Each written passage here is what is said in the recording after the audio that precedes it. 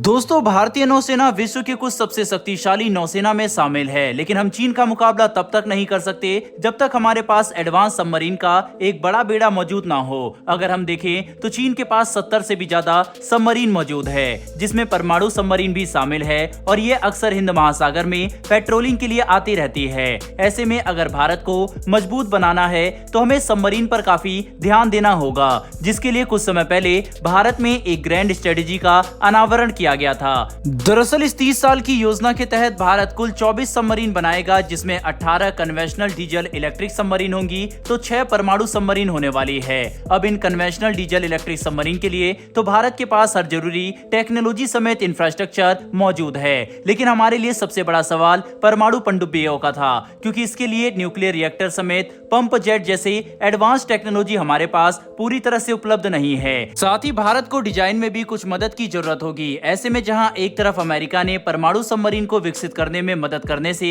भारत को साफ इंकार कर दिया, वहीं पर दूसरी तरफ पश्चिमी देशों में हमारा सबसे अच्छा दोस्त फ्रांस अब भारत की मदद के लिए आगे आ चुका है। दरअसल दोस्तों, लेटेस्ट खबर के अनुसार फ्रांस अब भारत के साथ परमाणु पनडुब्बी को विकसित करने और स्वदेशी रूप से बनाने में पूरी सहायता करने के लिए तैयार है। फ्रांस ने भारत को ऑफर दिया है कि वे हमें पंप जेट जैसी एडवांस टेक्नोलॉजी भी देंगे और इस न्यूक्लियर सबमरीन में लगने वाले सभी नॉन न्यूक्लियर टेक्नोलॉजी को उपलब्ध कराएंगे। दोनों देशों के राष्ट्रीय सुरक्षा सलाहकार समेत डिफेंस के क्षेत्र में कई अलग अलग लेवल पर बातचीत हो चुकी है और फ्रांस हमारे न्यूक्लियर सबमरीन बिल्डिंग प्लान में मदद करने के लिए तैयार है। इसके तहत भारत को 6 एडवांस सबमरीन बनाने हैं, जो हिंद महासागर में भारत की ताकत को पहले से काफी ज्यादा बढ़ा देंगे। दोस्तों, फ्रांस का कहना है कि वह हमें इसके इंजन में तो मदद करेंगे ही, जो दुनिया के सबसे एडवांस इंजन होंगे, साथ ही हमें पंप जेट की टेक्नोलॉजी भी मिलेगी। यह ऐसा उपकरण है जिस पर सबमरीन की स्टेल्थ निर्भर करती है।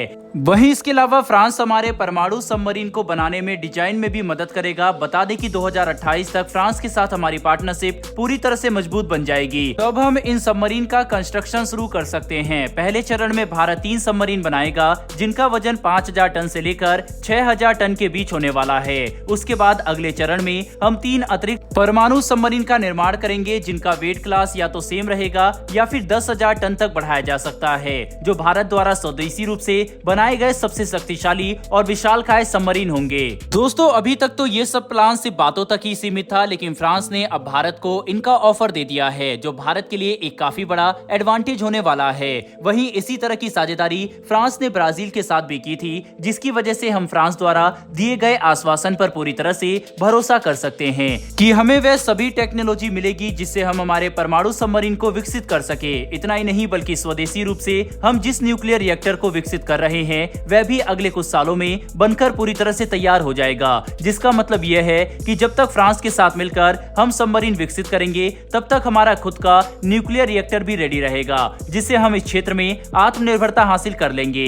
बहरहाल इसी के साथ बढ़ते हमारी दूसरी खबर की तरफ। ये खबर ब्राजील को लेकर है, जिसके आर्मी जनरल जॉस सिल्वा भारत में Indo Pacific army chief conference के लिए आए थे और इस दौरान उन्हें भारत द्वारा प्रदर्शित की गई कुछ डिफेंस टेक्नोलॉजी में काफी इंटरेस्ट आ गया, जो उन्होंने खुलकर बयान भी किया है। बता दें कि ब्राजील के साथ भारत की डिफेंस पार्टनरशिप तेजी से बढ़ रही है। ऐसे में यह बयान डिफेंस एक्सपर्ट के हिसाब से भारत के लिए काफी मायने रखता है। दरअसल ब्राजील के आर्मी चीफ को भारत के 2 टेक्नोलॉजी में सबसे इंटरेस्ट है, जिसमें हमारी प्राइवेट और पब्लिक सेक्टर कंपनी द्वारा विकसित किए गए लॉइटरिंग मुनिशन और एंटी ड्रोन सिस्टम शामिल है। इन दोनों ही क्षेत्र में भारत के पास आज काफी एडवांस टेक्नोलॉजी मौजूद है, क्योंकि हमारी आर्मी इस तरह की टेक्नोलॉजी को काफी प्रमोट कर रही है। जब से पाकिस्तान और चीन ड्रोन का इस्तेमाल करके भारत के खिलाफ सीमा पर परेशानी खड़ी करने लगे, तब से हमने एंटी ड्रोन सिस्टम में निवेश किया। इतना ही नहीं, बल्कि दुश्मन की सीमा में बिना घुसे भारी नुकसान पहुंचाने के लिए हमारे द्वारा विकसित किए गए एडवांस लॉइटरिंग मुनिशन काफी कारगर साबित हो चुके हैं, जिनमें इंडियन आर्मी को भी बहुत इंटरेस्ट है।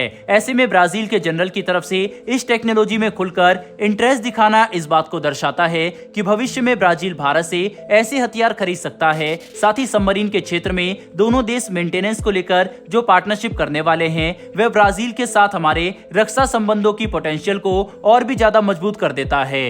वहीं कुल मिलाकर समझने की कोशिश करें तो डिफेंस के क्षेत्र में भारत के लिए काफी खुशखबरियां निकलकर सामने आ रही है। एक तरफ जहां भारत को फ्रांस का पूरा समर्थन मिल चुका है, वहीं पर दूसरी तरफ ब्राजील समेत दुनिया के कई दूसरे देश हमारे द्वारा बनाए गए रक्षा उत्पाद में इंटरेस्ट दिखा रहे हैं, जिसे देखते हुए यह कहना गलत नहीं होगा कि अगले 1 से 2 दशक के अंदर भारत रक्षा निर्माण और निर्यात के मामले में दुनिया के सबसे बड़े भरोसेमंद देश में से एक बन जाएगा, जो हमारी इकोनॉमी के लिए भी काफी अच्छा रहेगा। बहरहाल दोस्तों, इस वीडियो में इतना ही, लेकिन डिफेंस के क्षेत्र में भारत की बढ़ती इस ताकत के लिए कमेंट बॉक्स में एक जय हिंद लिखना ना भूलिएगा। साथ ही हमारी आने वाली डेली ऐसी वीडियो के लिए चैनल को सब्सक्राइब कर बेल नोटिफिकेशन अवश्य दबा लें। फिर मिलेंगे ऐसी एक नई वीडियो के साथ। धन्यवाद। जय हिंद।